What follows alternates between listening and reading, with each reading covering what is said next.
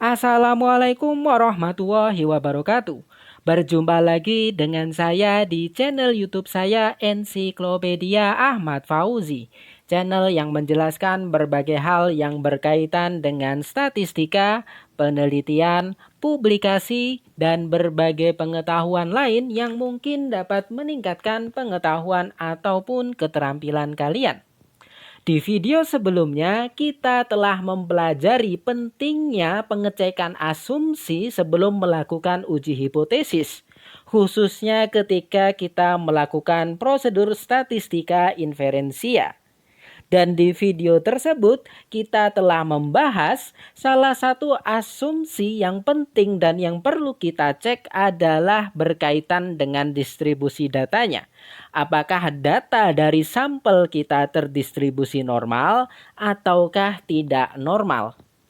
Di video kali ini mari kita bahas lebih mendalam.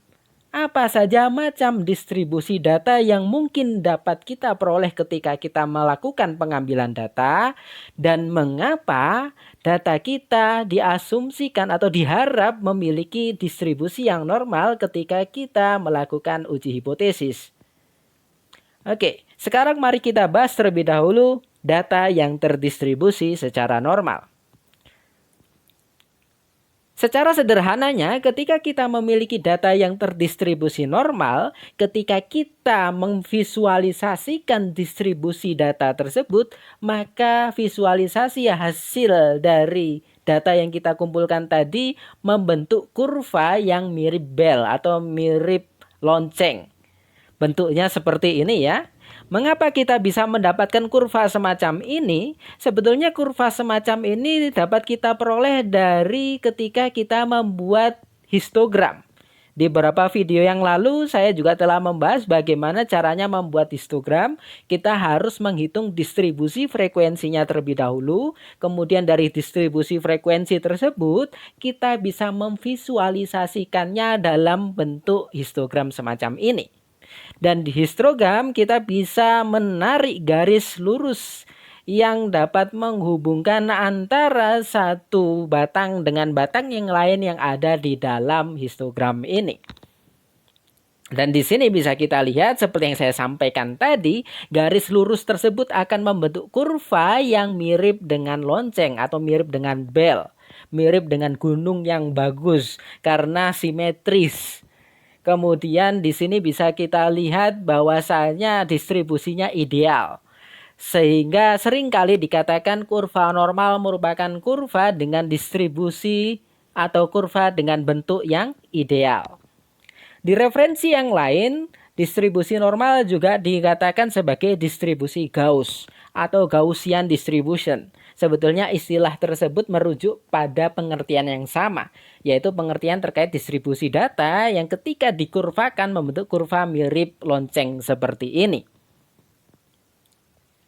Nah, ada beberapa karakteristik pada data atau pada grafik yang bila divisualisasikan dalam bentuk kurva membentuk kurva yang distribusinya normal.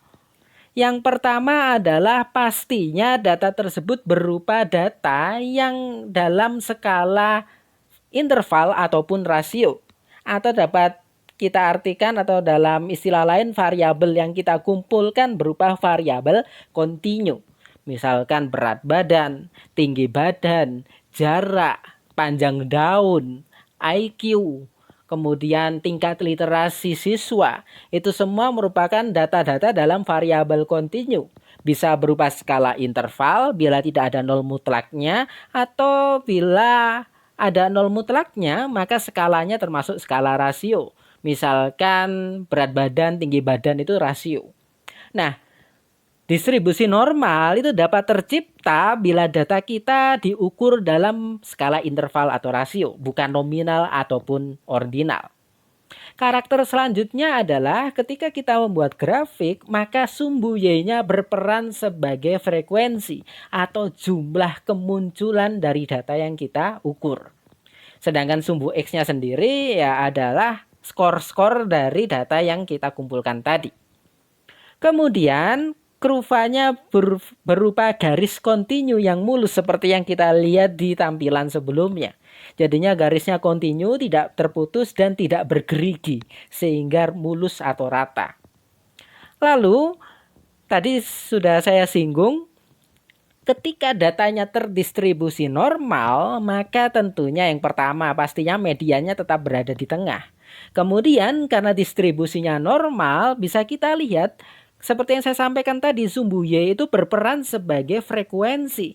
Maka semakin tinggi kotaknya, semakin tinggi batangnya, maka frekuensi dari skor tersebut juga semakin tinggi.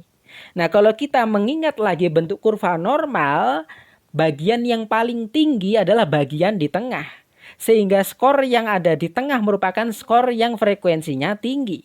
Sehingga dapat dikatakan skor yang di tengah kan adalah median. Dan skor di median tersebut memiliki nilai tertinggi. Sehingga skor itu juga sebagai modus.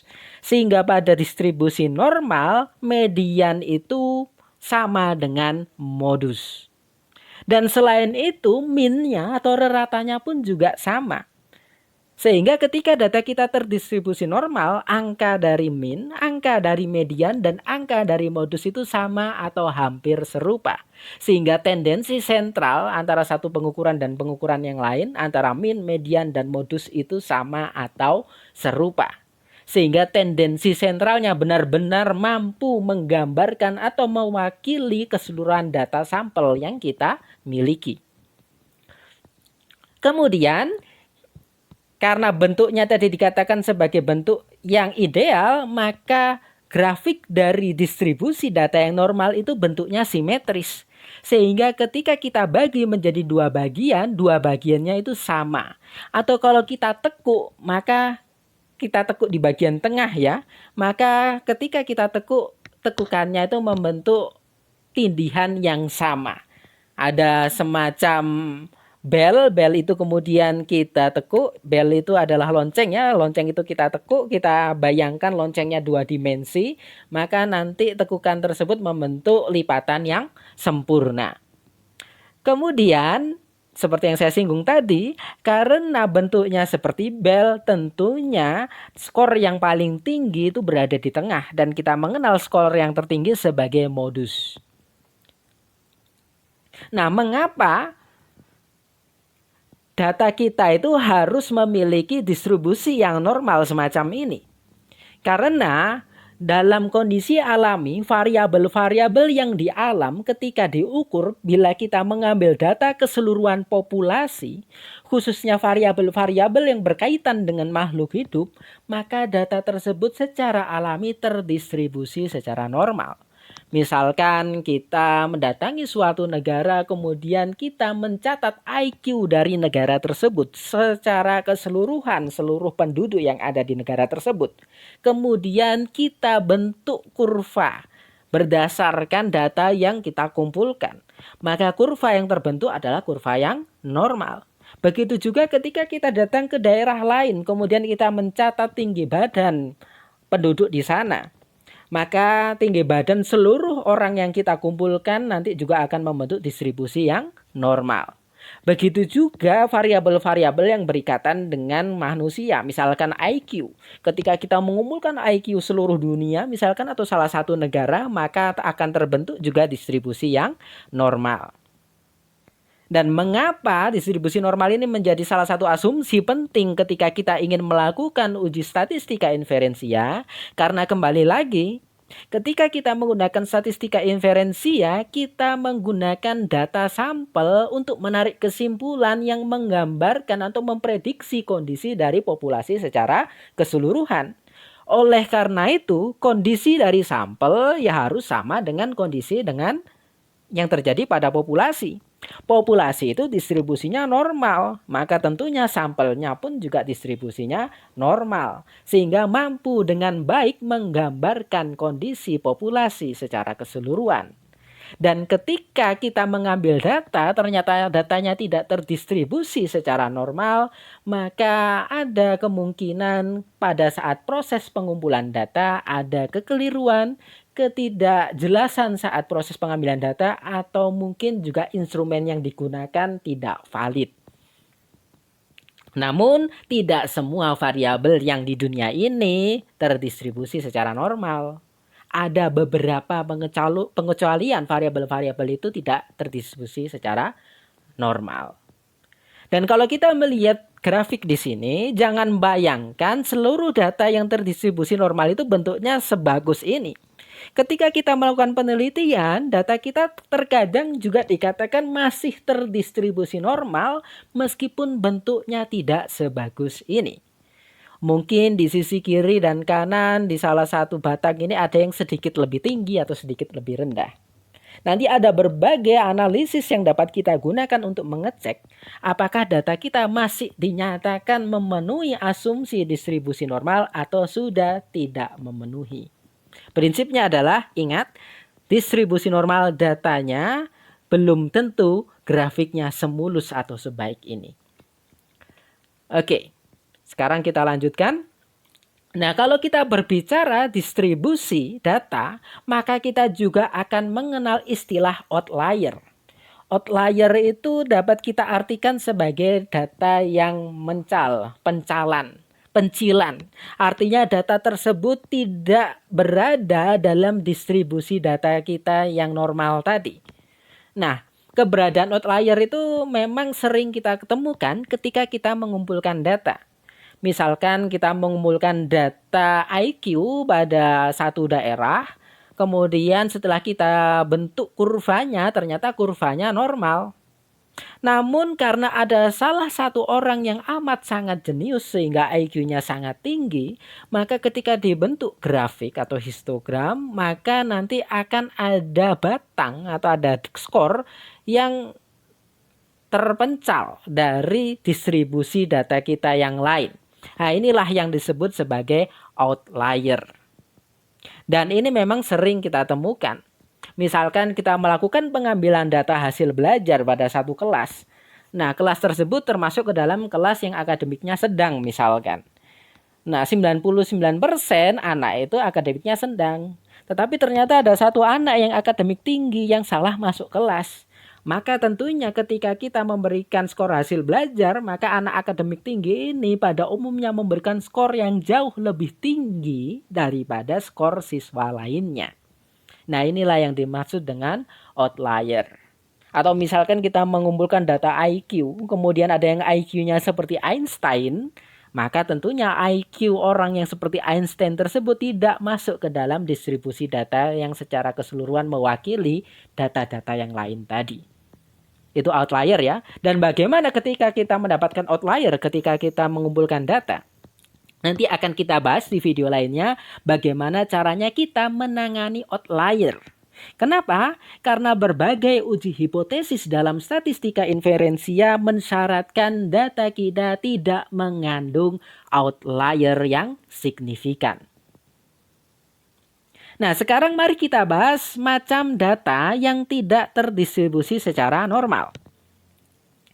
Ketika kita berbicara data yang tidak terdistribusi secara normal, maka berbagai referensi statistika pada umumnya akan membahas kurtosis.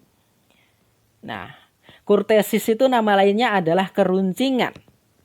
Ketika kita melakukan analisis kurtosis, sebetulnya kita ingin tahu sejauh mana skor mengelompok di ekor atau di puncak distribusi frekuensi. Di sini kita mengenal istilah baru yaitu ekor. Ekor itu dalam bahasa statistiknya adalah tail, T-A-I-L. Tail itu apa? Ekor itu apa? Secara sederhana kita bisa mengartikan ekor atau tail sebagai data yang jaraknya jauh dari rata. Misalkan kita memiliki grafik semacam ini, maka tail itu di bagian ujung. Daerah yang jauh dari pusat grafik tersebut. Dari tendensi sentral dari distribusi data tersebut, itulah yang dinamakan tail. Nah, ketika kita berbicara terkait kurtosis, kita akan membahas seberapa tinggi atau seberapa datarnya suatu kurva. Kenapa? Karena seperti yang saya sampaikan tadi, ketika kita berbicara atau menganalisis kurtosis, kita ingin melihat sejauh mana skor mengelompok. Kalau mengelompoknya di ekor, maka distribusi datanya akan menjadi lebih datar. Ya, seperti ini, seperti grafik yang berwarna hijau, ini lebih datar dari grafik yang berwarna merah dengan biru. Kenapa? Karena datanya lebih mengelompok di bagian pinggir, sehingga datanya semakin flat, semakin mendatar. Namun, ada kalanya juga datanya lebih mengelompok di tengah atau di puncak, sehingga kurvanya semakin runcing. Berkebalikan dengan data yang mengelompok di pinggir tadi. Contohnya ini grafik yang berwarna biru. Grafik yang berwarna biru ini merupakan grafik yang datanya lebih mengelompok di bagian tengah. Nah, pengelompokan data apakah di ekor ataukah di tengah akan menentukan seberapa tinggi kurva tersebut atau seberapa datar kurva tersebut. Pada data yang terdistribusi normal, maka keruncingan atau ketinggian dari kurva tersebut normal, tidak terlalu tinggi juga tidak terlalu datar. Pada skema di sini, data yang terdistribusi normal itu diskemakan dengan grafik berwarna merah. Nah, grafik berwarna merah ini kita kenal juga sebagai kondisi mesokurtik. Berkaitan dengan mesokurtik, kita juga akan mengenal dua istilah lain, yaitu leptokurtik dan platikurtik. Suatu distribusi dikatakan leptokurtik bila dia memiliki puncak yang tinggi. Artinya datanya mengelompok di tengah itu sangat banyak. Mengelompok di daerah puncak sangat banyak. Di sisi lain, ketika kurva tersebut flat atau hampir rata, hampir mendekati sumbu X, maka kurva itu atau distribusi data itu dikenal sebagai distribusi platikurtik. Plate ya, platikurtik. Sehingga bisa kita simpulkan kurva tersebut mengindikasikan bahwa kebanyakan data mengelompok di bagian ekor. Sehingga grafiknya menjadi lebih datar. Dalam artian lain, kurtosis ini juga mengindikasikan seberapa tersebarkah data kita. Kalau data kita sebarannya sempit, maka tentunya puncaknya akan semakin tinggi. Kalau data kita sebaran datanya semakin lebar, maka puncaknya akan semakin rendah. Ya, ingat sebaran data. Ketika kita mengumpulkan data dari suatu sampel atau suatu populasi, tentunya data tersebut tidak sama. Misalkan kita mengambil hasil belajar, tentunya hasil belajar dari 100 siswa itu tidak semuanya 60. Tapi ada yang 60, 61, 59. Sehingga kita hitung rata dan standar deviasinya misalkan. Kemudian kita mendapatkan rata 60. Kemudian plus minus 2, sekian.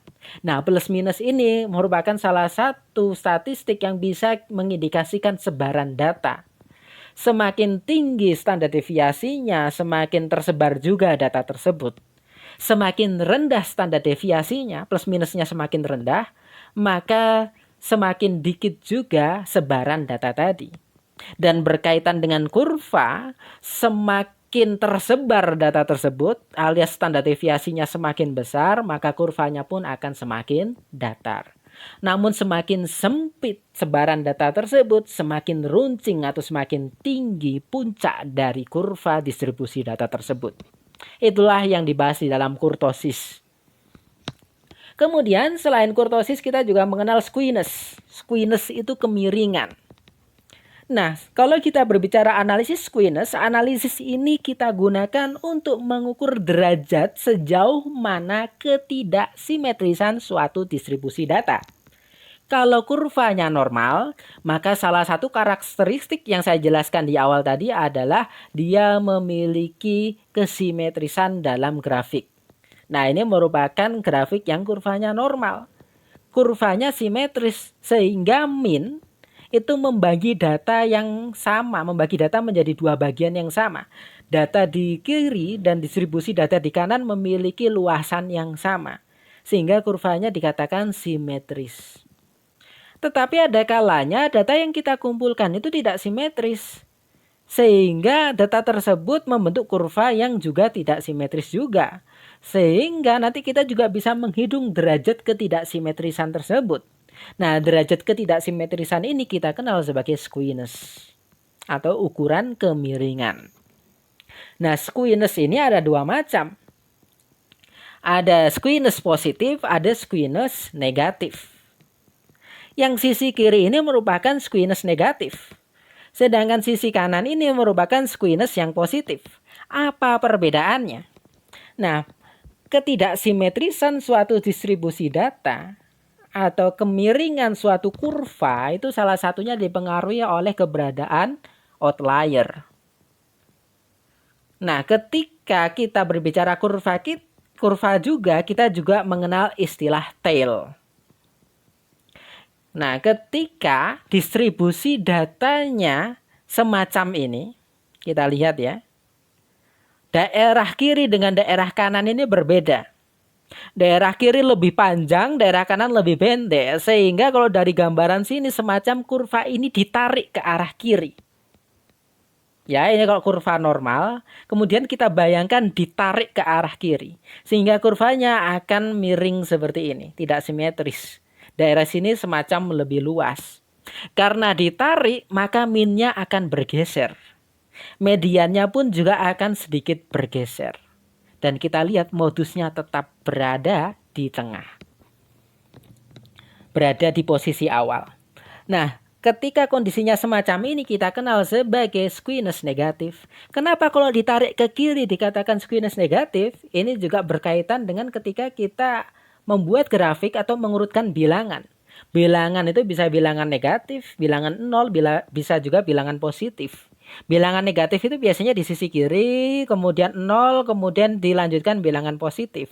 Sehingga pada kurva semacam ini dianggap dia tertarik ke arah negatif tersebut.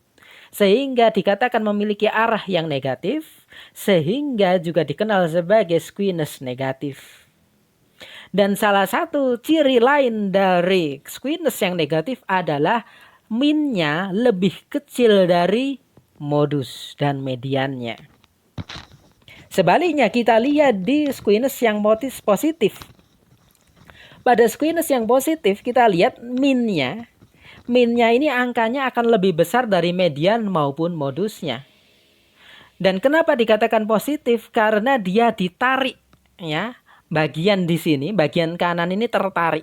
Sehingga kurvanya bentuknya seperti ini.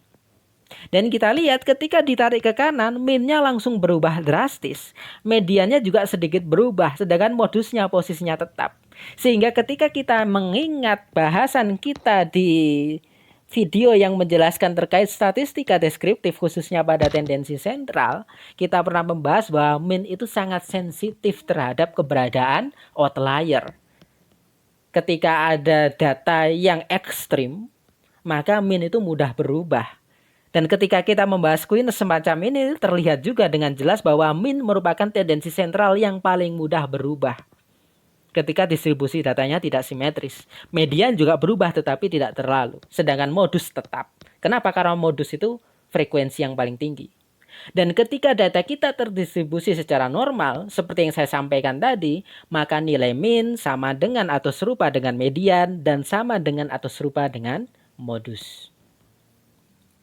Nah, selain squiness dan kurtosis, kita juga mengenal distribusi data yang membentuk kurva bimodal. B itu 2, modal itu dari kata modus. Modus sendiri merupakan skor atau data yang frekuensinya tertinggi. Nah, ada kalanya kita mengumpulkan data, kemudian ketika kita sudah selesai mengumpulkan data tersebut, lalu kita membentuk kurva distribusi data, ternyata datanya membentuk 2 puncak semacam ini. Kalau ada 2 puncak semacam ini artinya ada 2 skor yang frekuensinya tinggi. Inilah yang dinamakan grafik yang distribusinya bimodal. Ketika kita memperoleh hasil seperti ini, maka tentunya distribusi data ini harus dipisah menjadi 2 sehingga membentuk kurva yang unimodal, kurva normal. Mengapa hal ini terjadi? Bisa saja di dalam populasi tersebut terdapat 2 subpopulasi. Ketika kita mengambil kelompok, kita mengambil data, ternyata data itu mengandung atau berasal dari 2 populasi yang berbeda. Misalkan saja ya, kita melakukan penelitian misalkan fitness, seberapa tahan seseorang untuk lelah. Nah, misalkan seperti itu. Jadinya indikator yang kita gunakan adalah seberapa jauh siswa di kelas tertentu itu dapat menyelesaikan lari sampai seberapa meter, sampai berapa kilo misalkan. Misalkan kita melibatkan 50 siswa dari satu kelas. 50 siswa tersebut terdiri atas beberapa laki-laki dan beberapa perempuan. Nah, sesuai dengan sifat alami, sifat biologis manusia, laki-laki itu lebih kuat dari perempuan. Itu berkaitan dengan massa otot dan sebagainya. Oleh karena itu, ketika kita melakukan penelitian terkait hal tersebut, terkait seberapa jauh siswa dapat menyelesaikan tes lari dengan jarak tes lari yang tidak terbatas, maka ketika kita catat siswa A sampai berapa kilo, siswa B sampai berapa kilo, hingga siswa ke-50 sampai berapa kilo, ada kemungkinan distribusi datanya akan membentuk distribusi data bimodal. Laki-laki dan perempuan memiliki modus yang berbeda. Bisa saja mungkin perempuan di sisi kiri membentuk gunung, membentuk kurva sendiri. Kemudian di sisi kanan merupakan kurva yang mewakili data dari laki-laki. Karena tingkat kekuatan fisik laki-laki lebih tinggi daripada perempuan. Sehingga modusnya pun juga berbeda. Sehingga muncul dua modus. Muncullah distribusi bimodal. Dan di bagian tengah ini bisa perempuan, bisa laki-laki. Karena ada kalanya ada laki-laki yang ternyata fisiknya rata-rata jauh di bawah rata-rata dari teman-teman laki-laki lainnya. Ada juga perempuan yang fisiknya lebih kuat daripada rata-rata teman-teman perempuannya. Maka mereka akan terkumpul di bagian tengah dari grafik bimodal ini. Maka di sini overlapping antara laki-laki dan perempuan. Nah, itu salah satu penyebab mengapa data kita bisa memiliki distribusi yang bimodal. Ada kemungkinan data kita berasal dari dua populasi yang berbeda. Ada kalanya juga distribusi data yang dihasilkan multimodal. Nah, multimodal itu terjadi ketika ada lebih dari dua skor yang frekuensinya tertinggi. Ini bukan dua modus ya, tapi 3 modus maksud saya. Ya, ketika ada 3 modus atau lebih, maka kita katakan sebagai multimodal. Bukan trimodal atau kuartor modal, bukan, tetapi langsung multimodal. Ketika data kita terdistribusi membentuk multimodal semacam ini mengindikasikan bahwa ada masalah ketika kita mengumpulkan data tersebut. Masalah bisa bermacam-macam. Bisa karena mungkin instrumennya yang jelek, atau proses pengambilan sampelnya yang tidak bagus, atau juga proses analisis skor yang didapat atau pengelolaan data yang diperoleh juga tidak baik. Sehingga grafik yang dihasilkan multimodal, kita harus mengecek apa penyebabnya. Kalau grafiknya semacam ini jelas kita tidak bisa melakukan analisis statistika inferensia menggunakan uji hipotesis yang umum.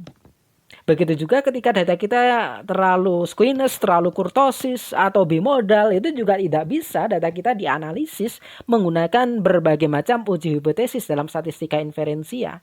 Kenapa? Karena asumsi dari statistika inferensia adalah data kita terdistribusi secara normal. Dan yang terakhir, kita bisa juga mendapatkan distribusi yang rektangular. Rektangular itu persegi panjang. Nah, distribusi ini bisa kita peroleh ketika skor yang kita dapat, satu skor dengan skor yang lain memiliki frekuensi yang sama. Nah, kalau kita memiliki semacam 10 skor, 12 skor, atau 6 skor, dan setiap skor itu frekuensinya sama, tentunya kalau kita buat histogram, yang akan membentuk persegi panjang atau rektangular seperti ini. Dan sama juga kita tidak bisa melakukan berbagai analisis statistika inferensia kalau distribusi datanya seperti ini. Begitu ya. Oke, demikian penjelasan saya terkait berbagai macam distribusi data dan mengapa data kita harus terdistribusi normal ketika kita ingin melakukan analisis statistika inferensia. Semoga ilmu atau pengetahuan yang kita pelajari di video kali ini akan bermanfaat, baik ketika kalian melakukan pengambilan data atau melakukan kegiatan ilmiah lainnya. Dan bila ada masalah, semoga Anda dapat memecahkan permasalahan tersebut. Karena di video-video selanjutnya kita akan membahas bagaimana caranya kita mengatasi permasalahan terkait distribusi data sehingga data kita bisa dilanjutkan untuk dilakukan analisis data menggunakan statistika inferensia. Demikian video kali ini. Mohon maaf bila ada kesalahan. Terima kasih. Assalamualaikum warahmatullahi wabarakatuh.